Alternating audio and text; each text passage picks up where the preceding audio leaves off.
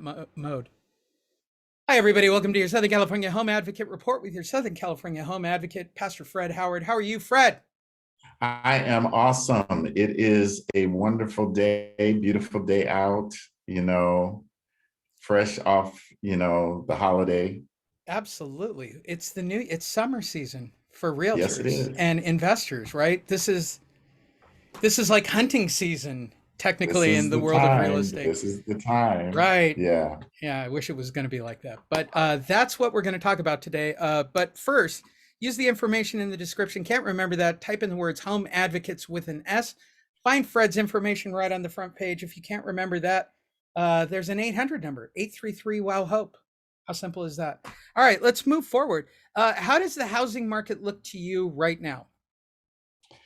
Well, what I'm noticing is, houses are still selling. Yeah, I mean, I 100%. was the market is crazy. I just looked at a review of housing in 90505, which where the office is. The highest price one there was $7 million, and it's crazy. So buyers are still out there buying, sellers are selling.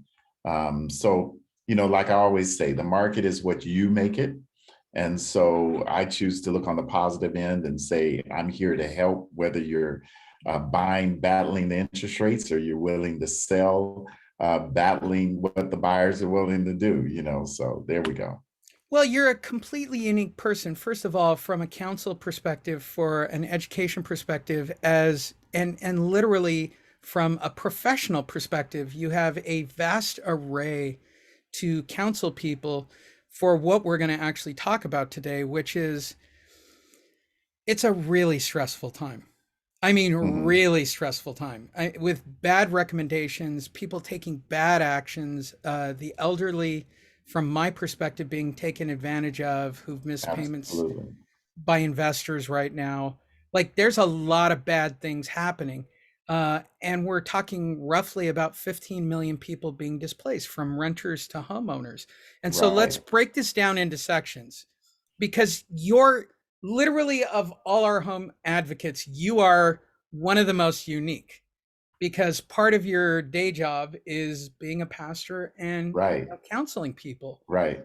What do you tell people when they've missed payments? Like, how do you like calm them down about the environment and let them know that, look, there are options, or are they just stuck in, I'm going to stick this out? Well, first of all, I have to tell them the reality of the matter. The key here is, in real estate, we look for people who have raised their hand, either voluntary or involuntary. The problem that we have is that sometimes professionals use the involuntary method to force people to do things without sharing the options. And so my job is to share all the options that people have when they're going through difficulties, when they've missed a payment, when they're dealing with the bank, to share with them the options that they have, because they're adults. They can make decisions on their own if they are properly informed. So if I approach a seller that's going through, a homeowner who's going through difficulties, I'm going to share with the options, and I'm going to say, okay, what is it that you want to do? And whatever you're going to do, I want to assist you through the process so that you can, if you're going to leave the situation, I want you to leave the situation with as much respect as possible. So that's the way I look at it. My job is to give the information that's needed to give informed decisions. That's actually very brilliant. I actually, at one point, I think when I first started the company, I was consulting with a very notable PhD on relationships. And I go, are people lazy? Like, why do they not take action? And he goes, it's all based on trauma, and nobody's looking at it the correct way. When you're talking about people who've missed payments, or they know that they've made some kind of massive error towards their family, it's a trauma. It's a Mhm. massive trauma, and they're terrified and they're frozen and they're just hoping it'll go away. Is that sort of your experience when dealing with people who've missed payments? Yeah, but then again, just like you said, they think that it's going away. But the the fact of the matter is, I have to counsel them into letting them know it's not going away. One of three things are going to happen. They're going to come up with the money to catch it up. They're going to sell, or they're going to lose it. So that those are some of the options. But it just says, okay, if it's going to be a temporary solution, is it going to be a long-term solution, or is it going to be a solution that will help them get on another road to recovery? And so that's the key. The key is guiding them to what the best solution for their particular situation is. Well, that takes us to the next big problem, right? We're in California. As much as we don't want to admit we're in California, we're in California. We're in California. We're in California. So if you're a renter or a homeowner, you actually have more rights than literally anybody else in the country. Yeah, that's true. Especially in LA County. You guys are safe until the end of the year, which is still mind-blowing to me for you guys in LA County. But let's take somebody like San Diego County, like me, or Orange County for that matter. Let's say that you were filed on, and they could have done the paper as of January 1st, which was legal. If you filed paperwork anywhere from January 1st till now, they couldn't evict you until July 1st. This is the funny part, and I just had this conversation with another landlord just earlier today. I go, all right, let's just say they did their paperwork January 1st. He goes, you'll still be lucky to get them out by September or October. Like if you're just a simple 1 to 4 unit mom and pop person who thought you had your place paid for, we're not very pro business in this town. We're very pro renter. We're very pro homeowner. Is that your experience? That is, but then, what I do is I attach myself to attorneys that know the process, that knows the ins and the outs of, because you have those renters that just don't pay because they don't want to. And then you have those that are seriously in trouble and delinquent. But how would you know the difference between a COVID person and a non-COVID person? Well, all right, look, when we're talking 7 million people, I'm going to take a wild guess that there were people who were taking advantage of the system. Oh, yes, definitely, definitely. And when you're talking about 3 or 4 million homeowners who haven't paid, I'm going to take a wild guess. They were just kind of playing the game, hoping there'd be another bailout. Right. And so, some of the requirements that are required for tenants to fill out the paperwork that's required in order to keep them safe. If they miss that paperwork, that's where the homeowner has the ability to speed up the process, if I might say it that way. Oh, no, I think the simplicity of that statement was all you needed to do was fill out the request for COVID assistance. Nothing more. You don't even need to go to court. I don't care if they got a vacate to judgment. Like, none of that matters.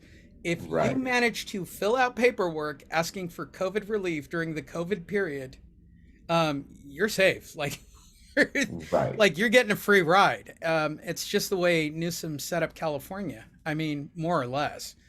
And it's fortunate, not fortunate. I feel bad for small business. But I don't want, in our case, we're talking hundreds of thousands of people being displaced during, as somebody who just went through COVID right now and probably an Omicron variant of some kind,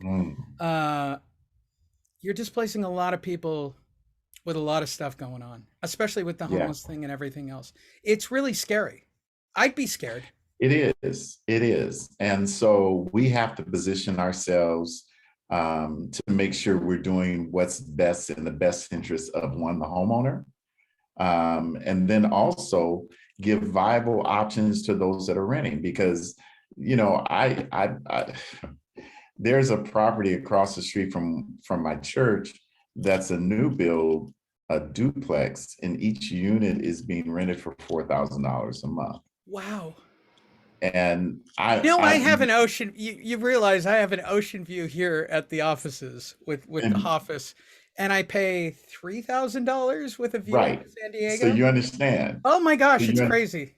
It's crazy, and you wonder if somebody's going to pay $4,000 a month, then you want to put them in a position to be a purchaser, because if you're paying $4,000 a month for rent, that to me, and I don't know about anybody else, but to me, that does not make sense when you can get a mortgage for 3,000 for $2,000 a month. You can't. And people will say, I can't do it because I don't have the money, my credit's bad. That's why I've made myself a partner with this program that doesn't need a down payment, that doesn't need good credit, and you can purchase up to 4 units. But no one wants to do what's necessary, pay their bills on time, save a little Well, bit of there's money no that you don't have to repercussion. use. I mean, Yeah. honestly, Fred, there's no repercussions to not paying, right?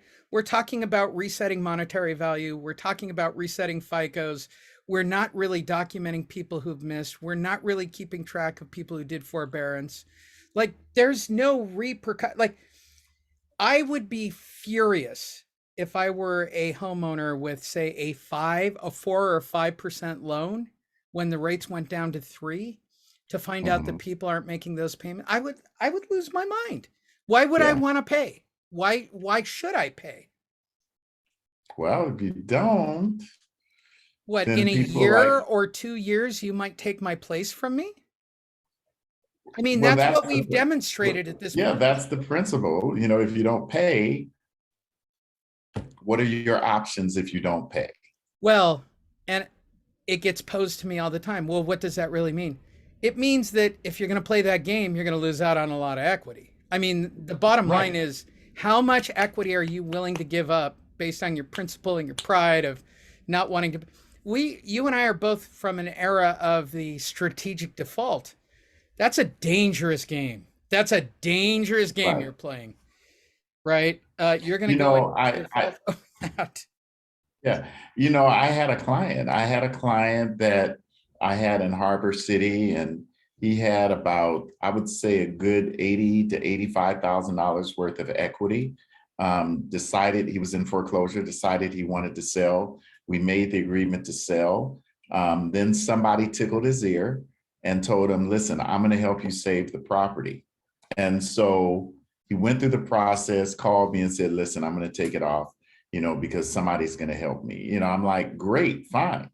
And then a day before the sale, Of did you course. hear me? A day before the sale, he calls me and said, listen, I need your help. So what do we have to do? We had to discount the property in order to get it in escrow. Um, his $85,000 worth of equity went down to less than my commission. Did you hear me? Less than my commission. So it behooves you to get somebody who's going to care about your situation, not the whisperers. And I know people get mad at me. The whisperers are the investors, because the investors want to get the lowest price possible on your property so that they can fix it up and resell it. Now, I work for investors, but sometimes that is the only option that somebody has because of where they put themselves in the situation. Oh, I'd go a step further from there. I mean, let's really break this whole thing down. Stephen Thompson, our advocate in Las Vegas, and we're going to talk about this tomorrow morning on a different call, and hopefully I'll get that posted for anybody who's interested. But he tracked 6 people who tried to go through the arbitration program with the state of Nevada. Like, they have a program set up for arbitration and try to put a deal together. All of these people thought that they would get it. All 6 of these people went to sale. It was a loss of over $1 million in equity between the 6 houses. And for those Wow. of you going, well, what's the big deal? It's only $1 million between 6 houses. In Las Vegas, that's like monopoly money. That's like a Right, 3 to 1 exactly. or a 4 to 1 in LA County. Like, that would have been $5 or $10 million of equity in Southern California. I mean, it's all relative. You have to really look at that. That's a very substantial number between those people who now get nothing, nothing, Mm. because they And believe the government will somebody work with. says Yeah, go ahead. something. a little bit of something is better than a whole lot of nothing. Yeah, wait, I know this. This is I used to read these books and there was a recovery guy. He goes, a little bit of something is a whole lot better than a lot of nothing. And Right. I love those books. He goes, what do you, I'm a salvage expert, right? I'm an asset manager at the end of the day.